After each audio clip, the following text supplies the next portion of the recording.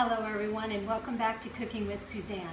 Today we're going to make a quick and easy appetizer using tomatoes and sweet peppers.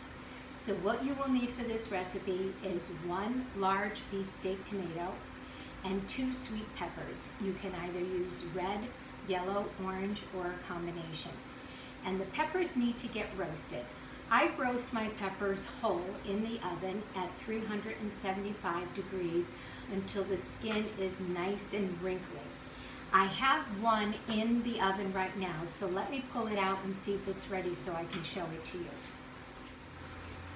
I just took a tray and lined it with foil, and I like to spray it with a little bit of Pam just so that the pepper doesn't stick, and I also spray the pepper with a little bit of Pam. And I'm going to come up close to you so that you can see how nice and wrinkly this looks. So we're going to be able to remove the skin very easily. So if you look around, and all you do is you lie it on its side and then just kind of turn it over about every 7 to 10 minutes. That's my timer right there. And this is nice and ready. It's going to be very easy to peel. So you can do one of two things. You can either just take, if you did line your tray with foil, easy cleanup, you can just wrap the pepper in the foil. Otherwise, you can put it in a bowl and cover the bowl with some saran wrap. And in essence, what you're doing is you're steaming it. So then this way here, moisture will get underneath the skin and we will be able to pull the skin right off. So we will let that sit for a few minutes so it'll be easy for us to handle. Right now it's super piping hot, very difficult to handle, and of course you could certainly burn yourself. And then in regard to your tomato, we're actually going to cook the tomato. So in this case you do want to peel it. So we're actually making tomato concasse where you peel, seed, and dice. And for this dish, I like to dice it in larger pieces. I don't want to make it too small so that the tomatoes get totally lost. So if you take a look here, these tomatoes have a nice, I would say a good 1/2 to 1 inch dice, okay? And all I do is just cut off the top. Actually, this looks like it would be easy to actually just peel. But once again, if you take your potato peeler and you just do a zigzag motion, you can go down and peel your tomato. Very easy to do. And what you then want to do is seed it. I have a little container here so that we can get the seeds and the peel right in there. I cut the tomato in half.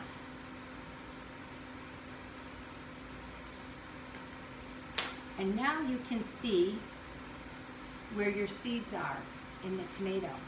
So you can either use your fingers or you can use a spoon, and you just go in and scoop out all the seeds. And you just go in and you scoop it all out. Now this is ready to be diced.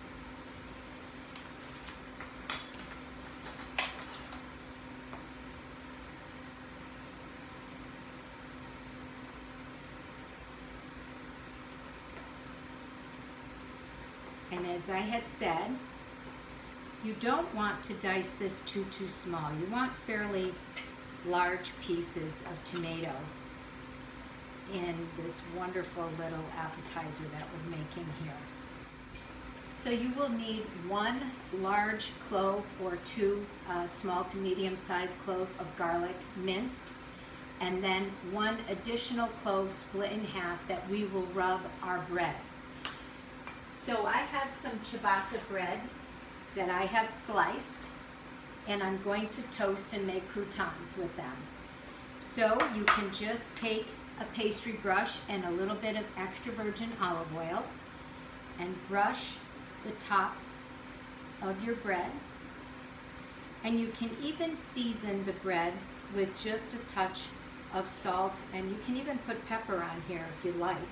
And then when it comes out of the oven, we will rub the garlic on each slice of bread. You want to toast this at 375 degrees until it's nice and dry and there's no moisture left in the bread. This can take anywhere from, I would say, 10 to 12 minutes, but we'll time it. So let's just put a little bit of salt on the top, and we can even add a touch of black pepper to it as well. So I have my oven set at 375 degrees. So we can go ahead and get these into the oven, get them toasted. I already have 2 peppers already peeled and sliced. All I did was slice the pepper.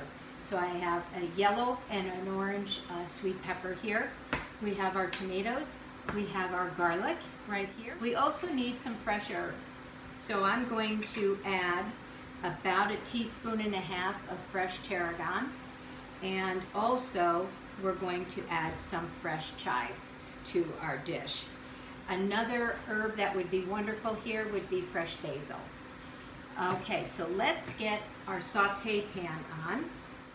So the first thing you want to do is get your saute pan heated, and to it, once it starts to warm up, we'll add 2 tablespoons or so of extra virgin olive oil.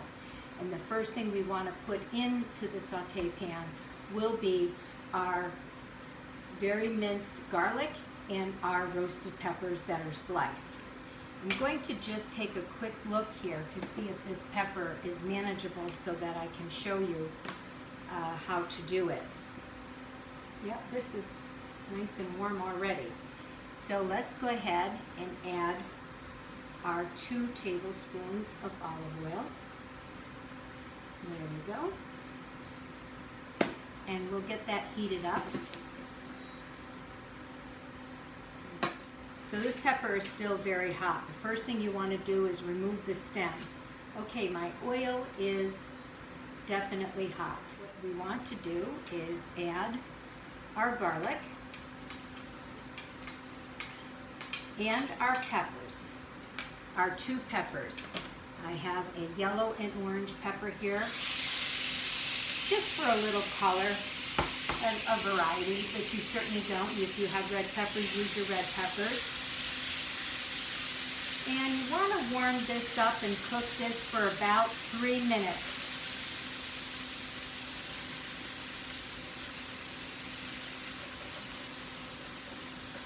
That looks really good. Can add a little bit of black pepper to it, and we can even a little pinch of salt. Okay. Oh, it smells great. So in the meantime, back to this pepper. So you're going to see a lot of liquid comes out of here, which is very, very hot. And you can do it right over your piece of foil. And if you take a knife and open up your pepper, it'll cool off a lot faster for you, so you'll be able to peel it, because there is a lot of liquid in here. Okay, so once about 3 minutes or so goes by, you're going to add your 1 large diced tomato along with some of the fresh tarragon, okay? If you decide to use basil, why don't you wait till the end so that the basil doesn't turn brown on you? I already do have some tarragon right here, so let's put our tarragon in, about 1.5 teaspoons. That looks good. And let's put our tomato in. And we want to warm this through, and we need to season the tomatoes, of course. Very important to season your tomato.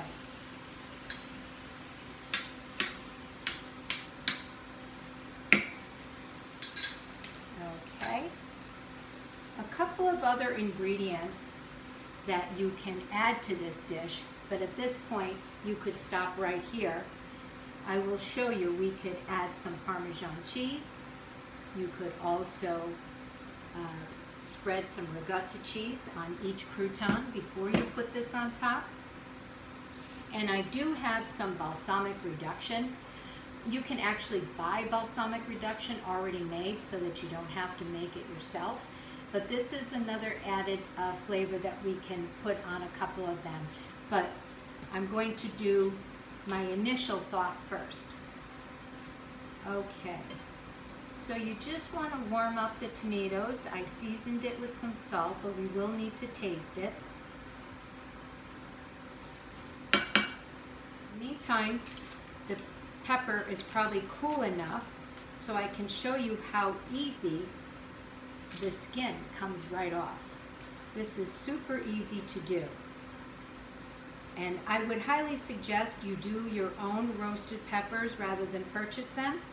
But if you're in a pinch and you don't have time to do this, then by all means go ahead and buy some roasted peppers already made for you. Okay. So that's how easy. You want to make sure that you get all the seeds off. And here is our beautiful pepper. And once it's cooled off completely, then we would be able to go ahead and slice it. That's for our croutons, so let's just check those out too. And they are perfect. I'll come around so that you can see them. They're just slightly golden, okay? And they're nice and hard, which is what you're looking for. And now what we can do is just rub the tops of each crouton with the other piece of garlic that I have here. I'm going to shut this off. This looks great. Now what you really need to do here is let this cool completely. You don't want to put the hot peppers and tomato on your croutons. You want to let this cool completely. Let's go ahead and get it off our pan. Oh, this smells so good. Okay. And let me come over so that you can see.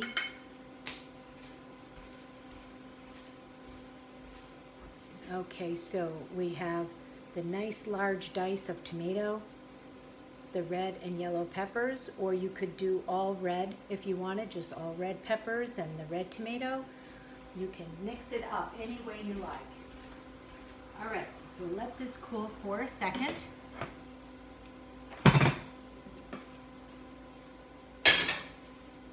And we can take the garlic, here it is, and just rub the garlic onto the crouton, onto each crouton. And this you do want to do while the croutons are nice and warm, so it really draws in the flavor of the garlic. Okay, that's it to our crouton. And now we can take our pepper, and I can show you how easy it is to slice them. Maybe a little piece of skin here. Okay, first thing you want to do is make sure you remove the rib on the inside of the peppers. It's not flavorful and it's not attractive, so you really want to get that, remove that. It's easy to scrape it away. And make sure you get all your seeds off. And then you just want to go in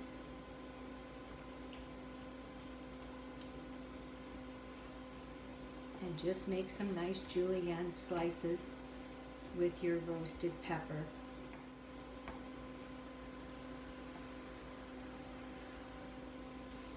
And you know, when you roast your pepper like this, you really add more sweetness to the pepper, which is really nice too.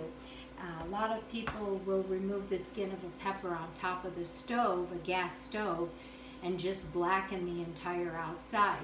The only problem with that is you're not roasting the pepper and you're not getting any additional sweet flavor from your pepper.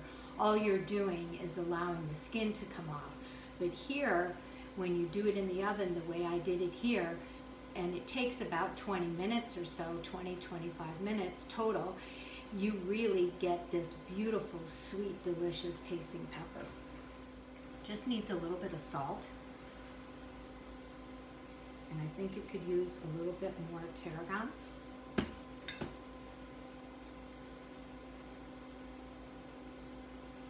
Okay.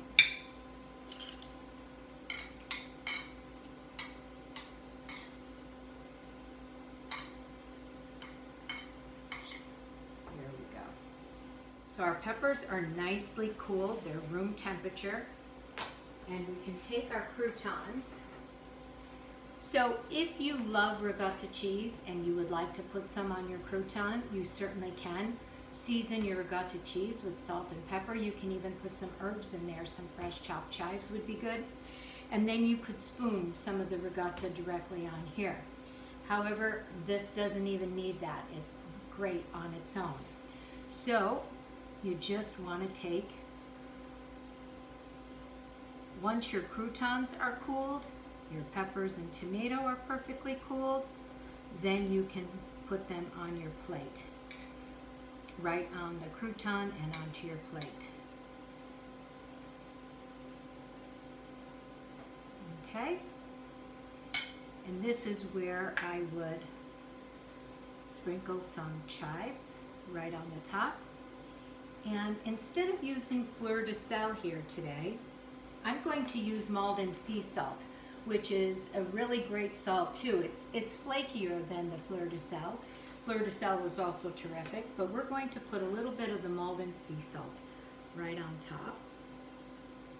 Okay, so there's one. Another idea. There we go, let's get that on there. Is you can get some right here. Onion, the peppers and the tomatoes.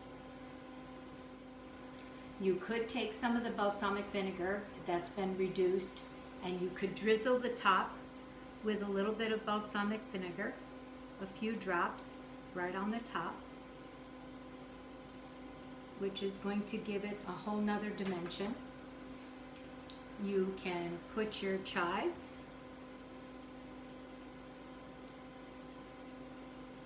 and we can put a tiny bit of the flaky Maldon sea salt.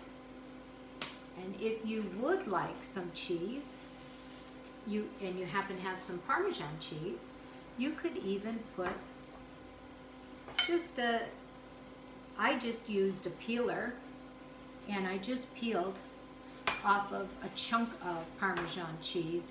I just peeled some cheese. So you could put a cheese shard right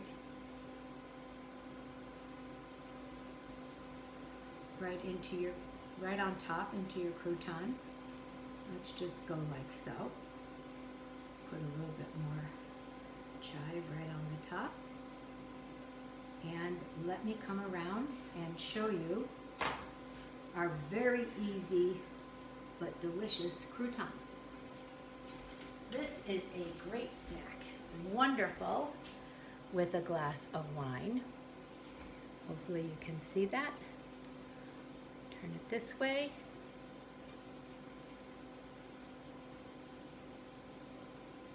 There you go.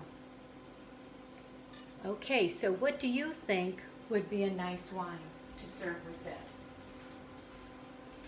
You could certainly go with a nice red blend. You could also go with a glass of Gewurztraminer. We have a Dr. Frank Gewurztraminer here, which I think would be delicious. I wish Bob was around so that he could come in and do a tasting here to see what he thinks of this selection, but this would be my choice for today.